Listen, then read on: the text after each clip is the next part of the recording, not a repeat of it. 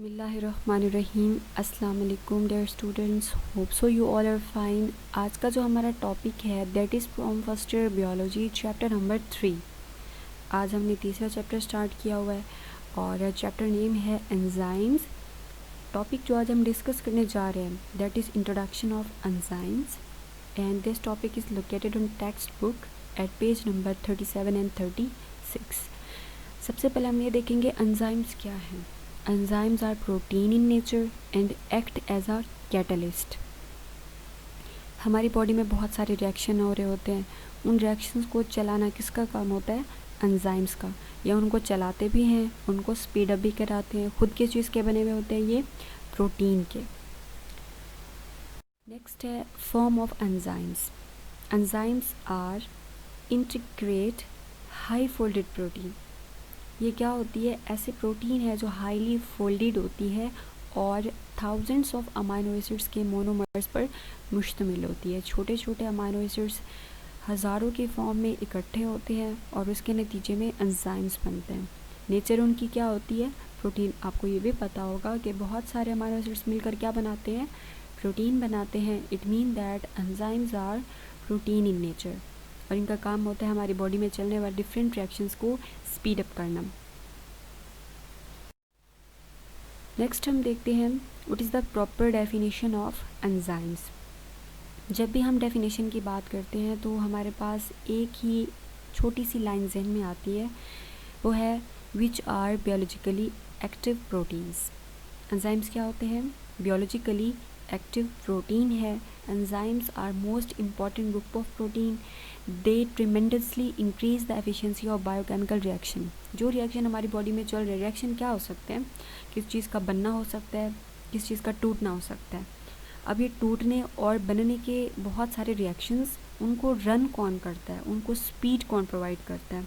तो वो जो चीज़ स्पीड प्रोवाइड करती है उनको that is enzymes. They are specific for each type of reaction. यूँ नहीं होता कि हमारी बॉडी में होने वाले डिफरेंट रिएक्शंस को, वो डाइजेस्टिव सिस्टम का रिएक्शन हो, सर्कुलेटरी सिस्टम का रिएक्शन हो, वो एक्सक्रीटरी सिस्टम का हो या नर्वस सिस्टम का हो, तो एक ही किस्म के एंजाइम्स उसको रन करेंगे। ऐसा हरगिज़ नहीं होता। हर स्पेसिफिक रिएक्शन के लिए ख़ास किस्म का एंजाइम होता है जो कि उस रिएक्शन को स्पीड अप करता है।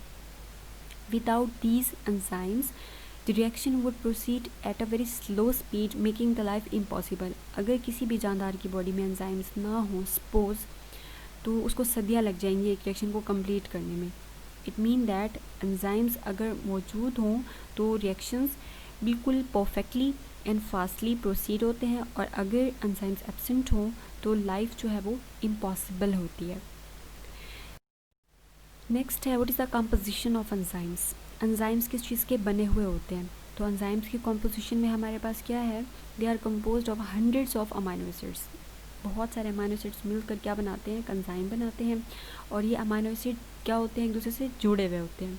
These amino acids join together and coiled upon themselves to form a globular structures. बहुत सारे अमाइनो एसिड्स एक दूसरे से जुड़कर एक दूसरे से क्वाइल्ड हो जाते हैं और उसके बाद एक ग्लोबुलर स्ट्रक्चर बना देते हैं और उस स्ट्रक्चर को हम क्या कहते हैं? एंजाइम्स कहते हैं।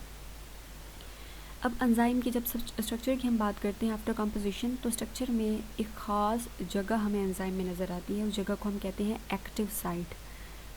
वो जगह जहाँ पर कोई भी सबस्ट्रेट आके अटैच होता है और वो फर्दर चेंज हो जाता है इनटू प्रोडक्ट, तो उसको हम कहते हैं active site. The catalytic activity, वह जो काम करने जा रहा होता है एंजाइम्स, वो काम करने की सलाहियत एक ख़ास हिस्से पर, एक ख़ास पोर्शन पर मुश्तमिल होती है एंजाइम की। यूँ नहीं होता कि पूरा का पूरा एंजाइम केमिकल रिएक्शन को स्पीड अप करे। एंजाइम का एक ख़ास पोर्शन होता है जो कि एक्टिविटी परफॉर्म करता है, जिसको हम कैटालिटिक एक्टिविटी कहते हैं। तो वो जो स्मॉल पोर्शन होता है जो कैटालिटिक एक्टिविटी जो है वो परफॉर्म करता है, उसे हम कहते हैं एक्टिव साइट। एंजाइम के ऊपर जो मॉलिक्यूल, जो सब्सटेंस एक्ट करता है, जो कि प्रोडक्ट में चेंज हो जाता है, उसे हम कहते हैं substrate. Reactant called substrate that is attached to the active site consisting of only a few amino acids। अब वो रिएक्टेंट जो कि कुछ अमाइनो एसिड्स पर मुश्तमिल होता है वो एंजाइम के साथ आके लगता है और एक्टिव साइड उसको कैटलाइज करता है, while rest of the bulk of amino acid maintain the global structure of enzyme. Enzyme की एक्टिव साइड सबस्ट्रेट को प्रोडक्ट में चेंज करती है, जो बाकी हिस्सा होता है एक्टिव साइड के अलावा वो क्या रहता है, बिल्कुल मेंटेन रहता है. नेक्स्ट है some enzymes consist slowly of proteins. कुछ ऐसे एंजाइम्स होते हैं जो कि प्रोटीन के अलावा भी मुश्तमिल होते हैं, जैसा कि राइबोजाइमिक आरएनए एंजाइम है. ऐसी मिसालें हमें बहुत कम मिलती हैं, ज़्यादातर एंजाइम प्रोटीन इन नेचर होते हैं. यहाँ पे आप देख सकते हो ये एक बिल्कुल जो है कार्टून की तरह से पिक्चर दी हुई है. यहाँ पे आपको एक एंजाइम नज़र आ रहा है, वो जो माउथ पार्ट है जिसे कैटालिटिक एक्टिविटी परफॉर्म हो रही है उसको एक्टिव साइट कहा हुआ है, और उसके साथ जो आके फिट होता है जिसने प्रोडक्ट में चेंज होना होता है दैट इज़ सबस्ट्रेट. नेक्स्ट हमारे पास है कोफैक्टर्स. कोफैक्टर्स क्या है, अब एंजाइम को भी एक हेल्पर की ज़रूरत होती है, छोटा सा एक हेल्पर है, उस हेल्पर को हम कहते हैं कोफैक्टर. अब कोफैक्टर को हम डिफ़ाइन कैसे करते हैं, ऐसा पार्ट जो कि प्रोटीन पर मुश्तमिल नहीं होता. वैसे तो एंजाइम प्रोटीन का बना हुआ होता है सारा, लेकिन उसी एंजाइम का एक हेल्पर जो कोफैक्टर कहलाता है वो नॉन प्रोटीनिशियस पार्ट होता है एंजाइम का, और उसके फंक्शंस भी हम चेकआउट करते हैं. डेफिनेशन क्या बताइए आपको, non protein part of an enzyme that is known as cofactor. अब इसके एक फंक्शन देखिए, it is essential for the proper functioning of enzyme. अब ये एंजाइम की फंक्शनिंग के लिए ज़रूरी होता है. एंजाइम केमिकल रिएक्शन के लिए ज़रूरी है और एंजाइम के लिए कोफैक्टर ज़रूरी है. Cofactor usually act as a bridge between enzyme and substrate. यहाँ पे आप डायग्राम में देख रहे हो, ये जो आपको पर्पल कलर का नज़र आ रहा है ये कोफैक्टर है. जैसे कोफैक्टर आके लगता है उसके ऊपर सबस्ट्रेट अटैच हो जाता है. अगर कोफैक्टर ना अटैच हो तो सबस्ट्रेट अटैच नहीं हो सकता. It mean that cofactor is necessary for the proper functioning of enzyme. It contributes directly to the chemical reactions while bring about the catalysis. अब ये catalysis में इसका रोल होता है जो आपको मैं पहले ही बात बता चुकी हूँ. Sometimes cofactor provide a source of chemical energy, helping to drive the reaction which would otherwise be difficult or impossible. कभी कभी cofactor energy provide करते हैं एंजाइम को, वही energy इस्तेमाल होती है सबस्ट्रेट को प्रोडक्ट में चेंज करने के लिए. मिसालें देखिए, some enzymes use the metal ions as a cofactor. Magnesium ion है, फेरिक आइन है, कॉपर आइन है एंड जिंक आइन. ये सारे आइंस किस चीज़ के तौर पे एक्ट करते हैं, एज अ कोफैक्टर. नेक्स्ट हम बात करते हैं कि कोफैक्टर्स की कौन कौन सी टाइप्स हैं, ये किस किस किस्म के कोफैक्टर्स हो सकते हैं. तो मेजर कोफैक्टर्स होते हैं 3 किस्म के, activator, prosthetic group and coenzyme. Remember that there are major 3 kinds of helpers of enzymes. helper क्या, cofactor. 3 किस्म के होते हैं, activator, prosthetic group and coenzyme.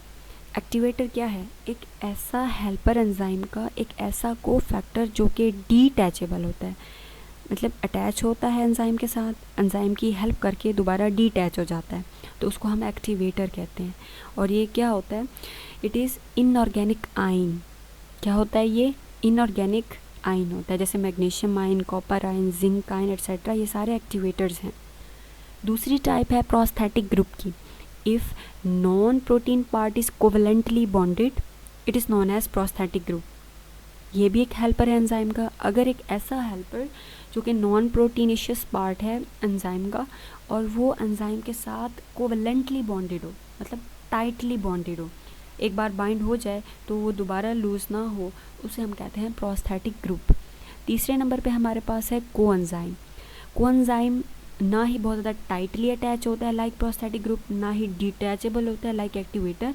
ये लूजली अटैच होता है, मतलब अटैच होता भी है फिर उतर भी जाता है, फिर अटैच भी होता है उतर भी जाता है. तो कोएंजाइम्स क्या होते हैं, loosely attach to the enzymes and they are known as coenzymes.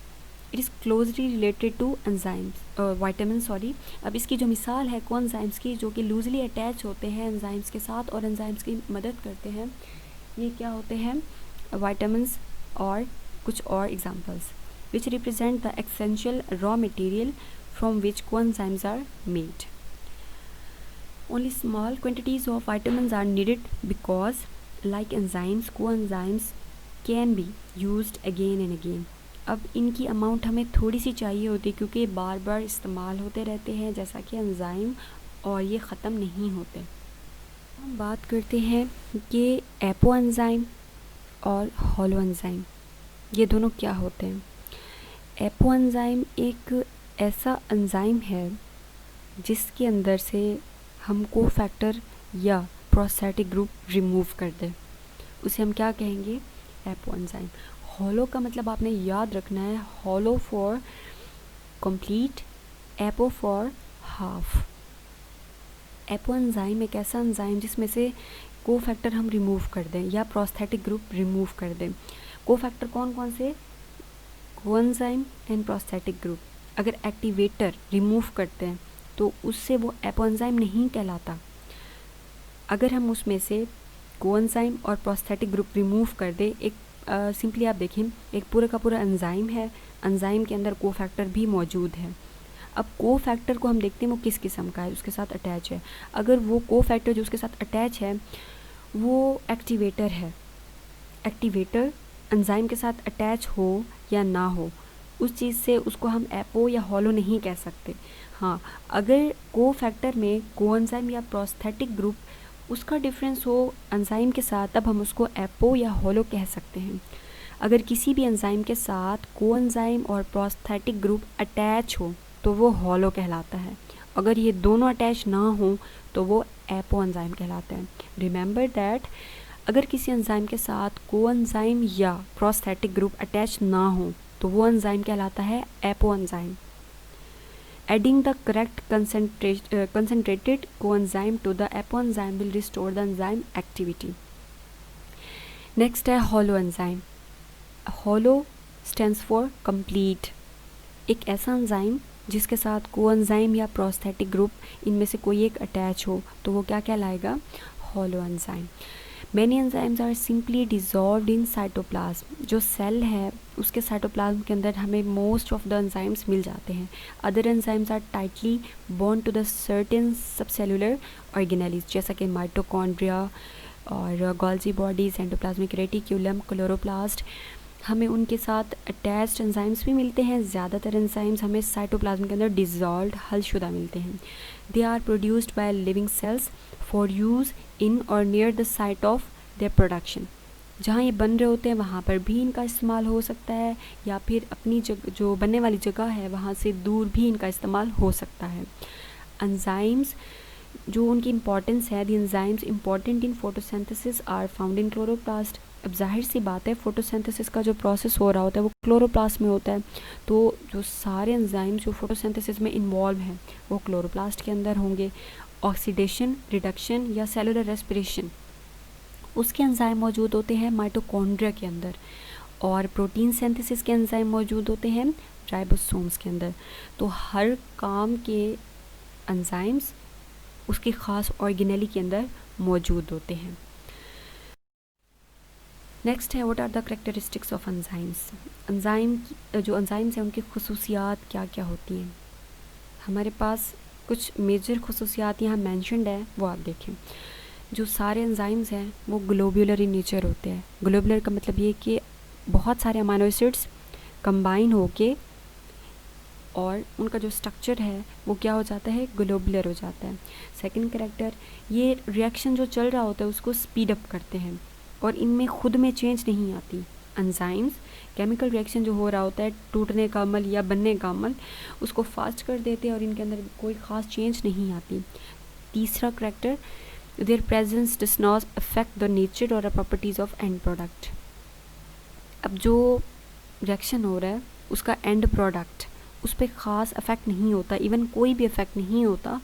Enzyme सिर्फ और सिर्फ उस रिएक्शन को फास्ट कर देते हैं, दैट्स इट।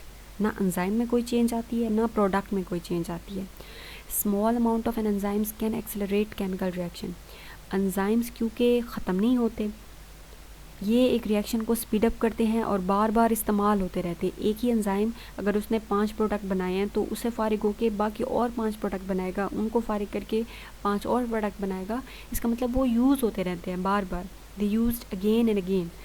तो इसलिए छोटी सी भी जो अमाउंट होती है एंजाइम्स की वो ह्यूज चेंज लाने के लिए काफ़ी होती है। They are very specific. मैंने आपको पहले भी बताया था कि हर ख़ास रिएक्शन के लिए ख़ास एंजाइम्स होते हैं। यूँ नहीं होता कि एक रिएक्शन में एक एंजाइम है तो दूसरे के लिए भी वही होगा, तीसरे के लिए भी वही होगा। ख़ास रिएक्शन के लिए ख़ास किस्म के enzyme, it mean that enzymes are specific to their action. Next, they are sensitive. ये बहुत ज़्यादा सेंसिटिव होते हैं, मतलब अगर उनको ज़्यादा टेम्परेचर दे दिया जाए, कम टेम्परेचर दे दिया जाए, पीएच उनकी एसिडिक कर दी जाए या बेसिक कर दी जाए, मतलब तेज़ाबी हो उनकी नेचर, जो इन्वायरमेंट है वहाँ का उसकी पीएच तेज़ाबी कर दी जाए या अल्कलाइन कर दी जाए, तब भी उनमें चेंज आ जाता है या उनका वर्क जो है वो स्टॉप हो जाता है या स्लो हो जाता है या वो डीनेचर हो जाते हैं, टूट फूट का शिकार हो जाते हैं। कौन कौन सी आपको बताई सेंसिटिव चीज़ें इनकी? PH, temperature, concentration of substrate. Next है सम एंजाइम्स रिक्वायर को factor for their proper functioning. अब मैंने आपको पहले कहा था कि एंजाइम्स के हेल्पर को हम को फैक्टर कहते हैं। अब यूँ नहीं होता कि सारे एंजाइम्स को ही हेल्पर की या को फैक्टर की ज़रूरत होती है। कुछ एंजाइम्स होते हैं जिनको को फैक्टर्स की ज़रूरत होती है फॉर देयर प्रॉपर फंक्शनिंग। अब हर रिएक्शन को स्टार्ट करने के लिए एक ख़ास किस्म की एनर्जी की ज़रूरत होती है। उस एनर्जी को हम कहते हैं एक्टिवेशन एनर्जी। जैसे आप कोई भी गाड़ी स्टार्ट करते हो, बाइक स्टार्ट करते हो, तो पहले आप क्या करते हो? किक लगाते हो, फिर जाके वो स्टार्ट होती है। ऐसे ही कोई भी रिएक्शन हो तो उसको स्टार्ट करने के लिए एक्टिवेशन एनर्जी चाहिए। अगर तो उस रिएक्शन में एंजाइम मौजूद हैं तो उनको इतनी ज़्यादा एनर्जी नहीं लगानी पड़ती, एक्टिवेशन एनर्जी की इतनी ज़्यादा ज़रूरत नहीं पड़ती। It mean that enzymes lower the activation energy of the reaction. अब हम देखते हैं important points. Some enzymes are potentially damage या फिर damaging if they are manufactured in their active form. अगर हमारी बॉडी के कुछ हिस्सों में या बहुत सारे हिस्सों में, वो कोई भी हिस्सा हो सकता है, एंजाइम्स बनते रहें, स्टॉप ना हो, क्योंकि ये तो काम करते रहते हैं, रिएक्शन फास्ट करते रहते हैं, तो ये प्रोडक्ट बनाते जाएंगे, प्रोडक्ट स्टॉप नहीं होंगे। जो सबस्ट्रेट हैं उनकी तादाद में कमी आ जाएगी, तो इनका ज़्यादा बनना भी नुकसानदेह है। ये क्या है इसका इम्पॉर्टेंट पॉइंट? मिसाल देख लें आप, हमारे मैदा जिसे हम स्टमक कहते हैं उसके अंदर एक ख़ास एंजाइम है जिसे हम पेप्सिन कहते हैं। हम जो भी प्रोटीन की बनी हुई फूड खाते हैं, पेप्सिन उस प्रोटीन को चेंज कर देता है, तोड़ फोड़ के इनटू स्मॉल अमाइनो एसिड्स, और ये ख़ास पीएच पे वर्क करते हैं। हमारे स्टमक की पीएच एसिडिक होती है। It mean that pepsin work in acidic environment. अगर इन्वायरमेंट एसिडिक ना हो तो पेप्सिन वर्क ही नहीं करती। Pepsin enzyme is a powerful protein digesting enzyme and it is quite capable of destroying the cell's internal structure and thus is producing active pepsinogen, inactive pepsinogen. पहले जब pepsinogen हमारा मैदा बनाता है तो वो इनएक्टिव होती है, क्योंकि ये थोड़ी तेज़ाबी है, जिसकी वजह से हमारे स्टमक डिस्टर्ब हो सकता है, उसकी वॉल में सुराख हो सकता है, अल्सर हो सकता है, इसलिए पहले ये इनएक्टिव होती है। जैसे ही हम कोई प्रोटीन वाली फूड खाते हैं तो पेप्सिनोजिन जो इनएक्टिव है फ़ौरन चेंज हो जाती है इनटू एक्टिव पेप्सिन। अब एक्टिव पेप्सिन जो प्रोटीन मौजूद होगी उसको क्या करेगी? कन्वर्ट कर देगी इनटू अमाइनो एसिड्स, जो कि हमारा प्रोडक्ट है। This is all about today's lecture. Hope so आपको समझ आ गया होगा कि हमने किस तरह से एंजाइम्स का इंट्रोडक्शन देखा, एंजाइम्स के करैक्टर्स देखे, को फैक्टर्स देखा। तो नेक्स्ट जो है लेक्चर वो हम देखेंगे मैकेनिज़्म ऑफ एंजाइम एक्शन का। Take care of yourself. अल्लाह हाफिज़।